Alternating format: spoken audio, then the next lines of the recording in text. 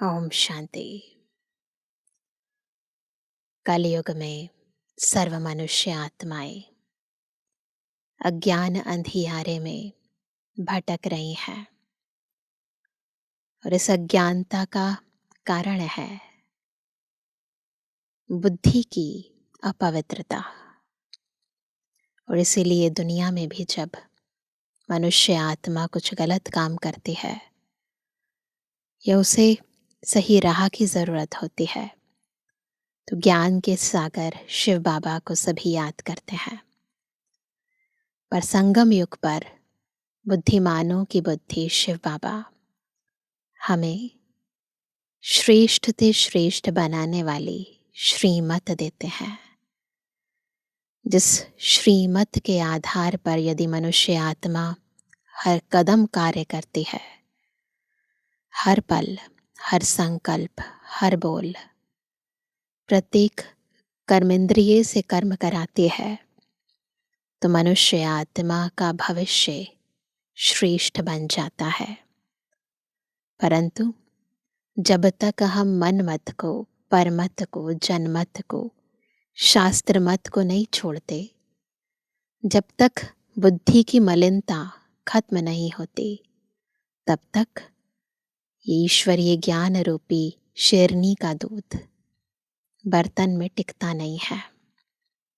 तो इसीलिए बाबा बार बार हमें कहते हैं कि मुझे याद करो, ताकि हमारा मन, हमारी बुद्धि पवित्र हो जाए, न केवल तन की अपितु हर संकल्प की, हर वृत्ति की, हर स्मृति की, हर कृति की पवित्रता को जब हम धारण करते हैं, तब हम ईश्वरीय श्रीमत पर यथार्थ रीति, पूर्ण रीति चल पाते हैं।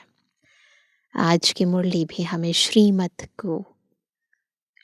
का ये जो हमारा पक्का आधार है, इसे मजबूत बनाने की हमें डायरेक्शन दे रही है। सुनते हैं बाबा के मधुर महावाक्य। आज है 25 तारीख और आज क्रिसमस डे भी है। सारी दुनिया क्रिसमस डे मनाएगी और हम शिव बाबा और ब्रह्मा बाबा, बाप दादा के साथ लाल और सफ़ेद रंग से सुशोभित हमारे बाप दादा के साथ हम किशमिश डे, मीठा दिन मनाएंगे। तो सुनते हैं बाबा के मधुर महावाक्य। मीठे बच्चे, कदम कदम श्रीमत पर चलना, यही हाईएस्ट चार्ट है। जिन बच्चों को श्रीमत का रिगार्ड है वह मुरली जरूर पढ़ेंगे। तो बाबा की श्रीमत है और श्रीमत देने का आधार है मुरली। इसलिए जिन्हें श्रीमत का रिगार्ड है वो मुरली मिस नहीं करेंगे। प्रश्न है, तुम ईश्वर के बच्चों से कौन सा प्रश्न कोई भी पूछ नहीं सकता है? उत्तर है, तुम बच्चों से यह कोई भी नहीं पूछ सकता कि तुम राजी खुशी हो, क्योंकि तुम कहते हो हम सदैव राजी हैं, हर बात में राजी हैं। क्यों? सब राजों को जानते हैं ना। परवाह थी पार ब्रह्म में रहने वाले बाप की, वह मिल गया, बाकी किस बात की परवाह करनी। तुम भल बीमार हो तो भी कहेंगे हम राजी खुशी हैं। ईश्वर के बच्चों को किसी बात की परवाह नहीं। बाप जब देखते हैं इन पर माया का वार हुआ है तो पूछते हैं, बच्चे राजी खुशी हो? तो बच्चों को सदा राजी भी रहना है और खुश भी रहना है, परंतु उसका आधार है एक बाप पर पूरा भरोसा, एक रस अवस्था, एकाग्र बुद्धि। तो जितना जितना हम एक बल एक भरोसे में रहते हैं, उतना अंतर की तृप्ति हमें राजी और खुश रखती है। ओम शांति। बाप समझाते हैं, बच्चों की बुद्धि में यह जरूर होगा कि बाबा बाप भी है, टीचर और सुप्रीम गुरु भी है। इस याद में जरूर होंगे यह याद कभी कोई सिखला ना सके, कल्प कल्प बाप ही आकर सिखलाते हैं। वह ज्ञान सागर पतित पावन है, यह अभी समझाया जाता है, जबकि ज्ञान का तीसरा नेत्र दिव्य बुद्धि मिली है। बच्चे भल समझते तो होंगे, परंतु बाप को ही भूल जाते हैं, तो टीचर गुरु फिर कैसे याद आएगा। माया बहुत ही प्रबल है, जो बाप के तीनों रूपों को ही भुला देती है। कहते हैं हम हार खा गए। यूं तो कदम कदम में पदम है, परंतु हार खाने से पदम कैसे होंगे। देवताओं को ही पदम की निशानी देते हैं। यह ईश्वर की पढ़ाई है, ऐसे मनुष्य की पढ़ाई कभी हो न सके। भल देवताओं की महिमा की जाती है, फिर भी ऊंचते ऊंच है एक बाप। बाकी उनकी बड़ाई क्या है। आज गदाई कल राजाई, दुनिया के अंदर तो ऐसे ही है ना। आज गदाई है कल राजाई है, तो ऊपर उतराव चढ़ाव ऊपर नीचे चलता ही रहता है दुनिया के अंदर। अभी तुम पुरुषार्थ कर यह बन रहे हो, जानते हो इस पुरुषार्थ में फेल बहुत होते हैं। ज्ञान तो बहुत सहज है, फिर भी इतने थोड़े पास होते हैं। क्यों। माया घड़ी घड़ी भुला देती है। बाप कहते हैं अपना चार्ट लिखो। बाबा तो बार बार कई बार मुरली में कहते हैं ना, अपना चार्ट रखो, परंतु लिख नहीं पाते हैं। कहाँ तक बैठ लिखें। अगर लिखते भी हैं तो कभी अप कभी डाउन, है ना। हाईएस्ट चार्ट उन्हों का होता है जो कदम कदम श्रीमत पर चलते हैं। बाप तो समझेंगे, इन विचारों को लज्जा आती होगी, है ना। अगर चार्ट ठीक नहीं है तो फिर लिखने में लज्जा आती है, शर्म आती है। नहीं तो श्रीमत अमल में लानी चाहिए। 1-2% मुश्किल लिखते हैं, तो अपने से पूछें क्या हम रेगुलर बेसिस पर चार्ट लिखते हैं। श्रीमत का इतना रिगार्ड नहीं है। मुरली मिलती है तब भी नहीं पढ़ते हैं। उन्हों को दिल में लगता तो ज़रूर होगा। बाबा कहते तो सच हैं, हम मुरली नहीं पढ़ते हैं तो औरों को क्या सिखलाएंगे। तो इसीलिए अपने अंदर खुद ही अपनी चेकिंग करनी है, क्या हम बाबा की हर एक श्रीमत का पालन करते हैं। और श्रीमत का पालन करने के बाद चार्ट लिखकर बाबा को देते हैं। बाप तो कहते हैं मुझे याद करो तो स्वर्ग के मालिक बनो। इसमें बाप भी आ गया, पढ़ाने वाला भी आ गया, सदगति दाता भी आ गया। थोड़े थोड़े अक्षर में सारा ज्ञान आ जाता है। यहाँ तुम आते ही हो इसको रिवाइज करने। फल बाप भी यही समझाते हैं, क्योंकि तुम खुद कहते हो हम भूल जाते हैं, इसलिए यहाँ आते हैं रिवाइज करने। भल कोई करते भी हैं तो भी रिवाइज नहीं होता। तकदीर में नहीं है तो तदबीर भी क्या करे।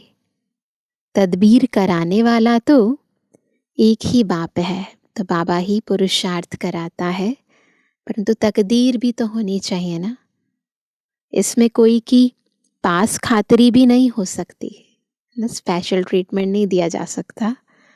उस पढ़ाई में तो एक्स्ट्रा पढ़ाने लिए टीचर को बुलाते हैं। यह तो तकदीर बनाने के लिए सबको एक रस पढ़ाते हैं। बाबा सब बच्चों को इक्वली ट्रीट करते हैं।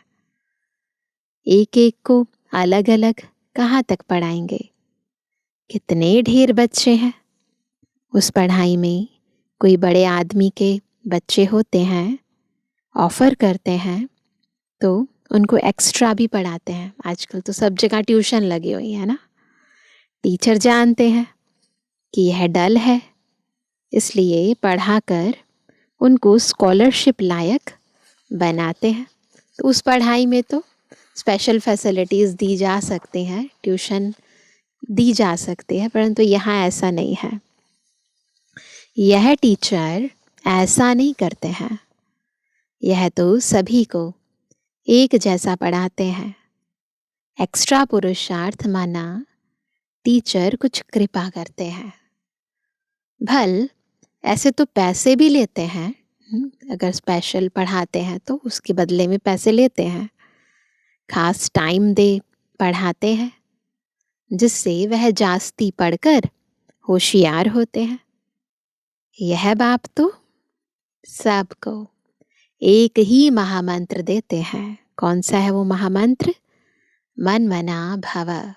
बस बाप ही एक पतित पावन है, उनकी ही याद से हम पावन बनेंगे। वह तुम बच्चों के हाथ में है। जितना याद करेंगे उतना पावन बनेंगे। सारा मदार हर एक के पुरुषार्थ पर है। वह तो तीर्थों पर यात्राएं करने जाते हैं, एक दो को देखकर भी जाते हैं। तुम बच्चों ने भी बहुत यात्राएं की हैं, फिर क्या हुआ? नीचे ही गिरते आए हो। यात्रा किस लिए है? इससे क्या मिलेगा? कुछ भी पता नहीं था, यात्राएं कर रहे थे, परंतु उससे हमारी आंतरिक उन्नति हो रही है, नहीं हो रही है, क्या मिल रहा है, वो कुछ पता नहीं था। अभी तुम्हारी है याद की यात्रा। पैरों से यात्राएं बंद, अब है मन बुद्धि से यात्रा। अक्षर ही एक है, मन मना भव। यह यात्रा तुम्हारी अनादि है। वह भी कहते हैं हम यह यात्रा अनादिकाल से करते आए हैं। अभी तुम ज्ञान सहित कहते हो कि हम कल्प कल्प यह यात्रा करते हैं। यह यात्रा खुद बाप आकर सिखलाते हैं। उन यात्राओं में कितने धक्के खाते हैं, है ना? कितना शोर होता है, आवाजें करते हुए जाते हैं। यह यात्रा है डेड साइलेंस की। यहाँ आवाज नहीं करनी है, क्योंकि आवाज से परे जाने की ये यात्रा है। एक बाप को ही याद करना है, इससे ही पावन बनना है। तुम्हें बाप ने यह सच्ची सच्ची रूहानी यात्रा सिखलाई है। वह यात्राएं तो तुम जन्म जन्मांतर करते ही रहे, फिर भी गाते हैं चारों तरफ लगाए फेरे, फिर भी हरदम दूर रहे। इतने फेरे लगाए, इतने तीर्थों पर गए, फिर भी भगवान से तो दूर रहे ना। भगवान से तो दूर ही रहे। यात्रा से आकर फिर विकारों में गिरते हैं, तो क्या फायदा? कोई फायदा तो नहीं हुआ ना। कोई स्वच्छ होकर फिर गंदगी में चला जाए तो नहाने का क्या फायदा हुआ? ऐसे यात्राओं पर जाते हैं तो पवित्र रहते हैं, फिर आते हैं तो फिर विकारों में गिरते हैं। अभी तुम बच्चे जानते हो यह है पुरुषोत्तम संगम युग। जबकि बाप आए हैं, एक दिन सभी जान जाएंगे कि बाप आया हुआ है। भगवान आखिरी मिलेगा कैसे, यह तो कोई भी नहीं जानते। कोई तो समझते हैं कुत्ते बिल्ली में मिलेगा, सोचते हैं ना सर्वव्यापी है, सब जगह है, कहते कुत्ते बिल्ली में मिलेगा। क्या इन सब में भगवान मिलेगा? कितना झूठ है। झूठ ही खाना, झूठ ही पीना, झूठ ही रात बिताना, इसलिए यह है ही झूठ खंड। सचखंड स्वर्ग को कहा जाता है। भारत ही स्वर्ग था। स्वर्ग में सब भारतवासी थे। आज वही भारतवासी नर्क में है। यह तो तुम मीठे मीठे बच्चे, जानते हो हम बाप से श्रीमत लेकर भारत को फिर से स्वर्ग बना रहे हैं। उस समय भारत में और कोई होता ही नहीं, बस देवी देवताएं होते हैं। सारा विश्व पवित्र बन जाता है। अभी तो कितने ढेर के ढेर धर्म है। बाप सारे झाड़ की नॉलेज सुनाते हैं, तुम्हें फिर से स्मृति दिलाते हैं। तुम सो देवता थे, फिर वैश्य शूद्र बने, अभी तुम ब्राह्मण बने हो। यह अक्षर कभी कोई सन्यासी, उदासी, विद्वान द्वारा सुने हैं? ये अक्षर सुने हैं कभी? तो किसी ने नहीं कहा। यह हमसो का अर्थ बाप कितना सहज करके सुनाते हैं। तो दुनिया वाले हमसो सोहम कह देते हैं, आत्मा ही परमात्मा कह देते हैं, परंतु बाबा एग्जैक्टली बताते हैं इस हमसो का अर्थ क्या है। हम आत्मा कैसे पूरे चक्र में आती हैं, कैसे ब्राह्मण से देवता, क्षत्रिय, वैश्य, शूद्र बन जाती हैं और फिर ब्राह्मण बनती हैं। तो ये राज बाबा बहुत सिंपल तरीके से, इजी तरीके से हमें बताते हैं। तो बाबा कहते हैं हमसो माना मैं आत्मा, हम आत्मा, ऐसे ऐसे चक्र लगाते हैं। वह तो कह देते हम आत्मा सो परमात्मा, परमात्मा सो हम आत्मा। एक भी नहीं जिसको हमसो के अर्थ का पता हो। बाप कहते हैं यह जो हमसो का मंत्र है सदा बुद्धि में याद रहना चाहिए। तो इसको क्या कहेंगे? 5 स्वरूपों की ड्रिल कहें, या फिर स्वदर्शन चक्र कहें, या हमसो का मंत्र कहें। तो ऐसे बुद्धि में ये चक्र फिरता रहना चाहिए, नहीं तो चक्रवर्ती राजा कैसे बनेंगे? वह तो 84 का अर्थ भी नहीं समझते हैं। भारत का ही उत्थान और पतन गाया हुआ है। सीढ़ी का चित्र देखा है ना, भारत के उत्थान और पतन की कहानी। सतो प्रधान, सतो, रजो, तमो, सूर्यवंशी, चंद्रवंशी, किसी भी रूप से देखो, है ना। अभी तुम बच्चों को सब कुछ मालूम पड़ गया है। एक बाप बीज रूप को ही ज्ञान का सागर कहा जाता है। वह इस सृष्टि चक्र में नहीं आते हैं। ऐसे नहीं कि हम आत्मा सो परमात्मा बन जाते हैं। नहीं, बाप आप समान नॉलेजफुल बनाते हैं। आप समान गॉड नहीं बनाते। इन बातों को अच्छी रीति समझना चाहिए, तभी बुद्धि में चक्र चल सकता है। तुम बुद्धि से समझ सकते हो कि हम कैसे 84 के चक्र में आते हैं। इसमें समय, वर्ण, वंशावली सब आ जाते हैं। इस नॉलेज से ही ऊंचते ऊंच बनते हैं।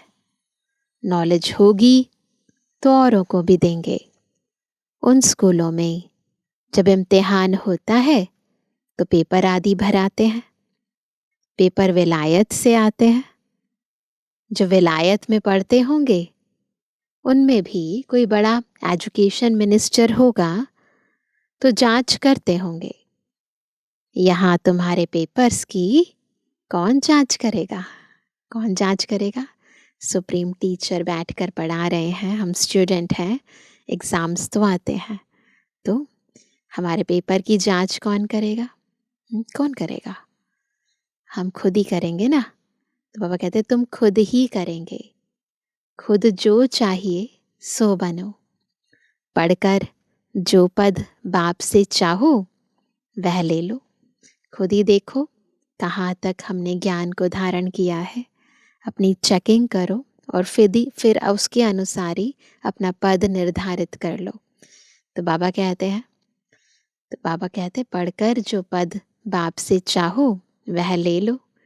जितना बाप को याद करेंगे दूसरों की सर्विस करेंगे। 2 चीज़ें, याद फिर सर्विस।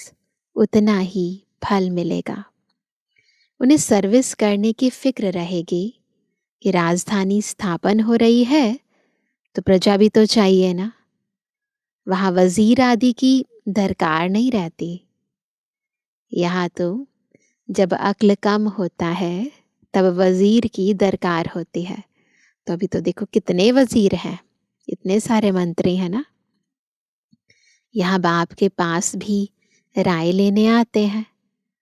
बाबा पैसा है, क्या करें, धंधा कैसे करें। बाप कहते हैं यह दुनिया के धंधे आदि की बात यहाँ नहीं लाओ। हाँ, कोई दिल शिकस्त हो जाए तो थोड़ा बहुत आथत देने के लिए बता देते हैं, लेकिन यह मेरा कोई धंधा नहीं है। बाबा इसलिए थोड़ी ना आए हैं परम धाम से हमें ऐसे कंसल्टेंसी देने। नहीं, मेरा धंधा है तुम्हें पतित से पावन बनाकर विश्व का मालिक बनाने का। तुमको बाप से श्रीमत सदा लेते रहना है। अभी तो सभी की है आसुरी मत। वहाँ तो सुख धाम है। वहाँ कभी ऐसे नहीं पूछेंगे कि राजी खुशी हो, तबीयत ठीक है। यह अक्षर यहाँ ही पूछा जाता है। वहाँ यह अक्षर होता ही नहीं। वहाँ पर तो सारे सदा खुश और सदा राजी रहते हैं। यहाँ पूछना पड़ता है ना। दुख धाम के कोई अक्षर ही नहीं। परंतु बाप जानते हैं बच्चों में माया की प्रवेशता होने के कारण बाप पूछ सकते हैं कि ठीक ठाक राजी खुशी हो। इस दुनिया में तो पूछना पड़ता है ना, क्योंकि माया आ जाती है। मनुष्य यहाँ के अक्षर को तो समझ ना सके। कोई मनुष्य पूछे तो कह सकते हो कि हम ईश्वर के बच्चे हैं, हमसे क्या खुश खैराफत पूछते हो। ईश्वर के बच्चे तो सदा ही खुशी में रहेंगे ना, उनसे पूछने की दरकार ही नहीं है। तो उनको जवाब दो कि हम तो सदा ही बाबा के बच्चे हैं ना, तो हमसे क्या पूछते हो। परवाह थी पार ब्रह्म में रहने वाले बाप की, है ना। अब वह मिल गया, अब क्या परवाह, भगवान ही मिल गया, अब किस बात की चिंता। यह हमेशा याद रहना चाहिए, हम किसके बच्चे हैं। यह भी बुद्धि में ज्ञान है। जब हम पावन बन जाएंगे फिर लड़ाई शुरू होगी। तुमसे पूछेंगे जरूर, तुम कहेंगे हम तो सदैव राजी हैं। कह सकते हैं ना ऐसे। बीमार भी हो तो भी राजी हो, आत्मा की बात है ना। बाकी तन के हिसाब किताब तो चलते रहेंगे। बाबा की याद में हो तो स्वर्ग से भी यहाँ जास्ती राजी हो। जबकि स्वर्ग की बादशाही देने वाला बाप मिला है, हमको कितना लायक बनाते हैं। फिर हमको क्या परवाह है। खुद भगवान सदा हमारे साथ है, उनकी छत्र छाया के नीचे हम पढ़ रहे हैं। वो हमारा माता पिता बंधु सखा बना है, साजन बना है, सतगुरु बना है ना। हर कदम हमें श्रीमत दे रहा है, और इससे ज्यादा क्या चाहिए, है ना। तो बाबा कहते कि हमको कितना लायक बनाते हैं, फिर हमको क्या परवाह है। ईश्वर के बच्चों को किस चीज की परवाह। वहां देवताओं को भी परवाह नहीं। देवताओं के ऊपर है ईश्वर। ईश्वर तो देवताओं को भी बनाने वाला देवता ईश्वर ही है ना। तो ईश्वर के बच्चों को क्या परवाह हो सकती है। बाबा हमको पढ़ा रहे हैं। बाबा हमारा टीचर सतगुरु है। बाबा हमारे ऊपर ताज रखते हैं, तो ये नशा चढ़ा रहना चाहिए। कौन पढ़ाता है, कौन हमारा है, किसके हम बने हैं। इसको इंग्लिश में कहते हैं क्राउन प्रिंस। तो क्या बन रहे हैं सभी, क्राउन प्रिंस, बाप का ताज बच्चा पहनेगा। तुम समझ सकते हो, सतयुग में सुख ही सुख है। प्रैक्टिकल में वह सुख तब पाएंगे जब वहां जाएंगे। वह तो तुम ही जानो, बाबा तो वहां नहीं आते ना। सतयुग में क्या होगा, यह शरीर छोड़ हम कहाँ जाएंगे। अभी तुमको प्रैक्टिकल में बाप पढ़ा रहे हैं। तुम जानते हो, सच सच हम स्वर्ग में जाते हैं। वह जो कहते हैं फलाना स्वर्ग में गया, परंतु उन्हें पता नहीं स्वर्ग और नर्क किसको कहा जाता है। कल्प की आयु ही लाखों वर्ष लिख दी है। जन्म जन्मांतर यह ज्ञान सुनते सुनते गिरते आए। अभी तुम्हारी बुद्धि में है कि हम कहाँ से कहाँ आकर गिरे हैं। सतयुग से गिरते ही आए हैं। सीढ़ी का चित्र देखेंगे ना तो पता चलेगा। सतयुग से लेकर अब तक गिरते ही आए हैं।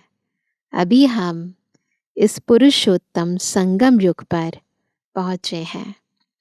कल्प कल्प बाप आते हैं पढ़ाने। बाप के पास तुम रहते हो ना, यही हमारा सच्चा सच्चा सतगुरु है, जो मुक्ति जीवन मुक्ति का रास्ता बताते हैं। जैसे यह बाबा भी सीखते हैं, ऐसे इनको देख तुम बच्चे भी सीखते हो। कदम कदम पर सावधानी रखनी होती है।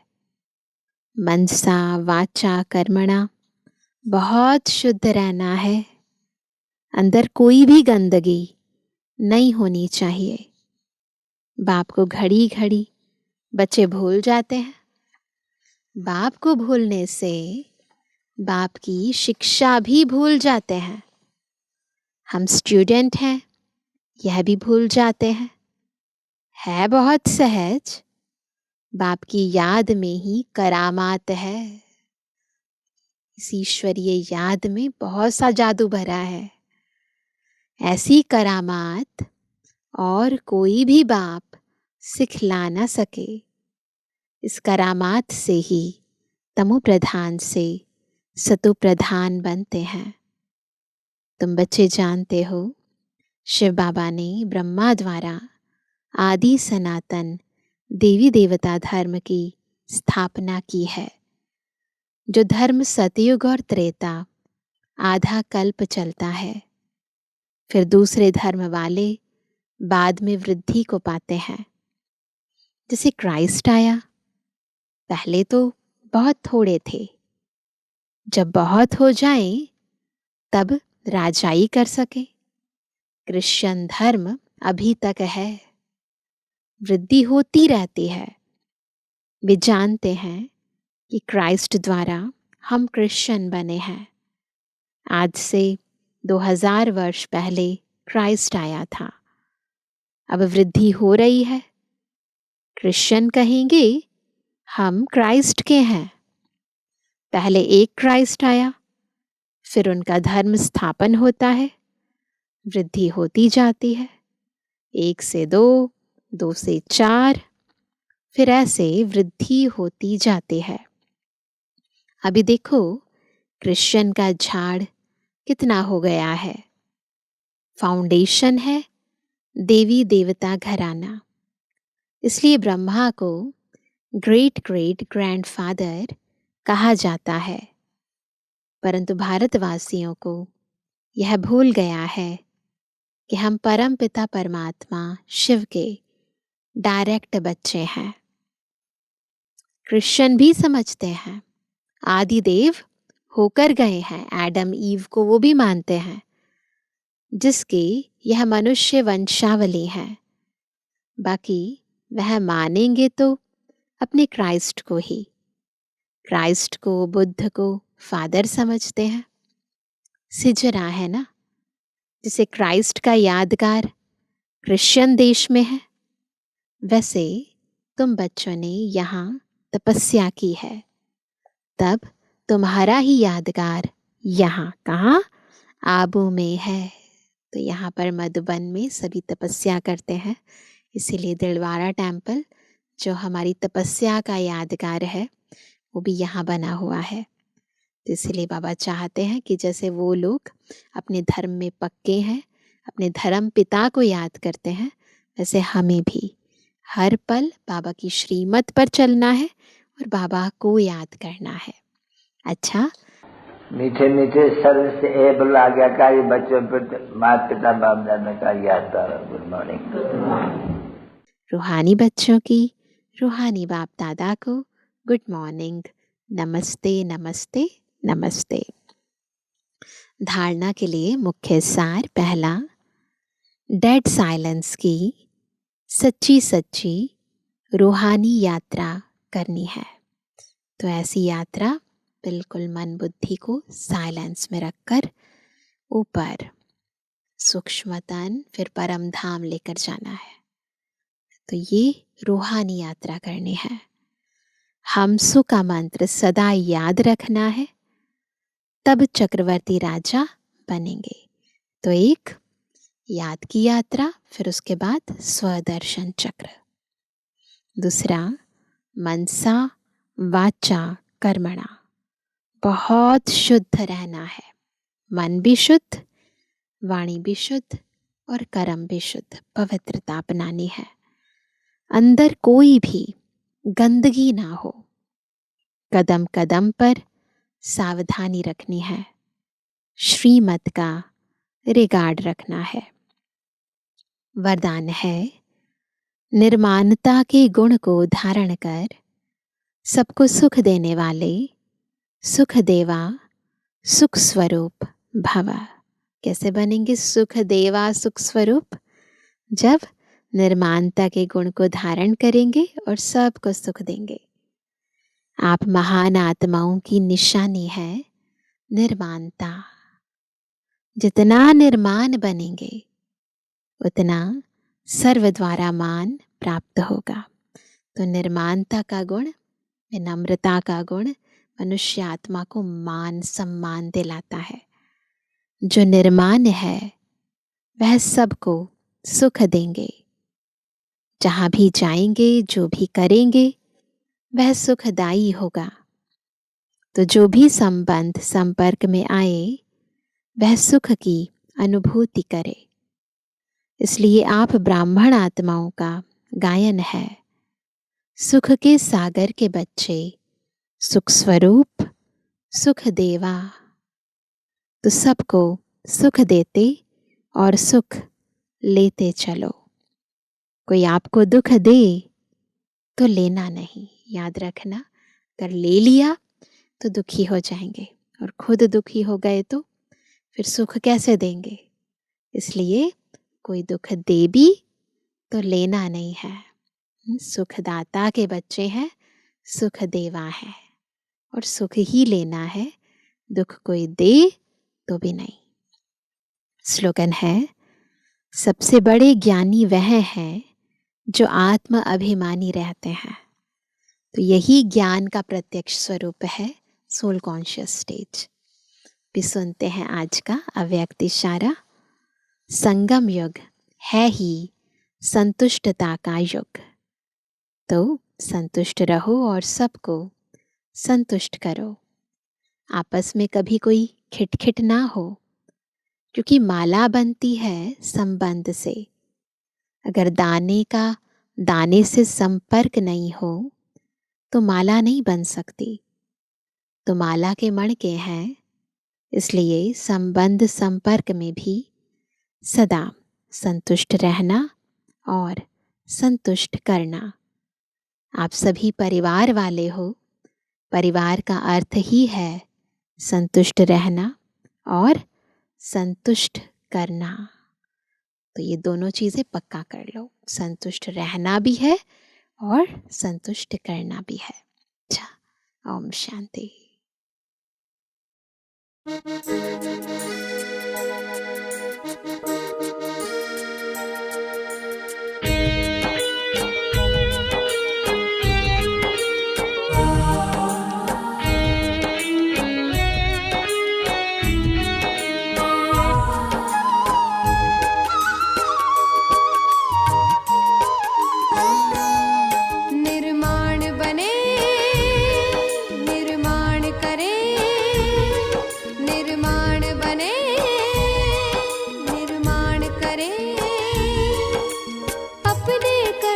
श्रेष्ठ बनाए, अपनी मंजिल की ओर चले, अपनी मंजिल की ओर चले।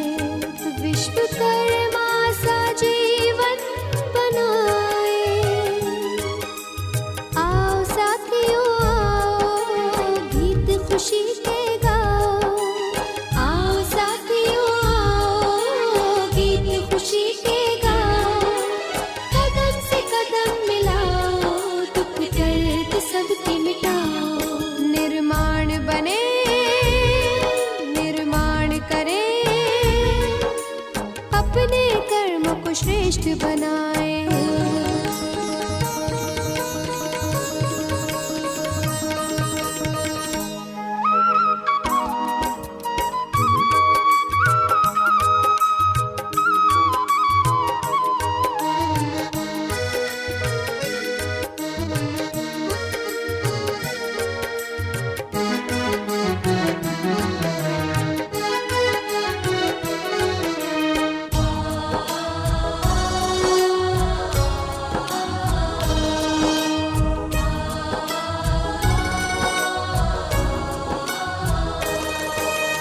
चरित्र की छवि को आओ ऐसा बनाए, सुख चैन मिले सभी को, मन मूरत मुस्काए।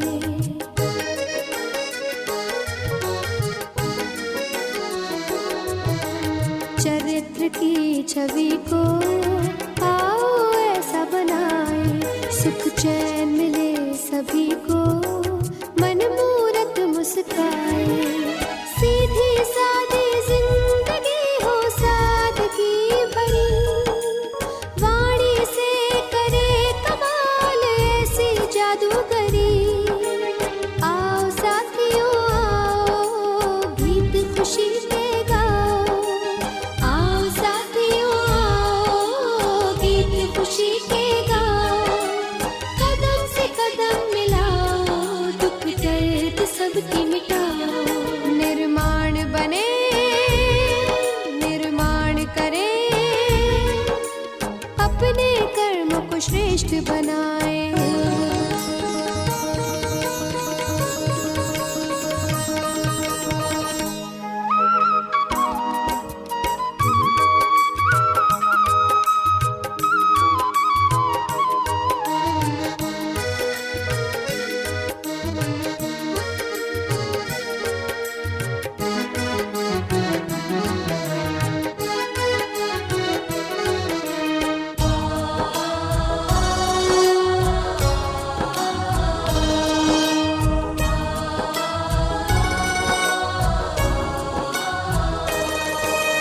जग सेवा में खुद को करता जो बलिहार, भरे उमंग दिल में सबका करे सत्कार।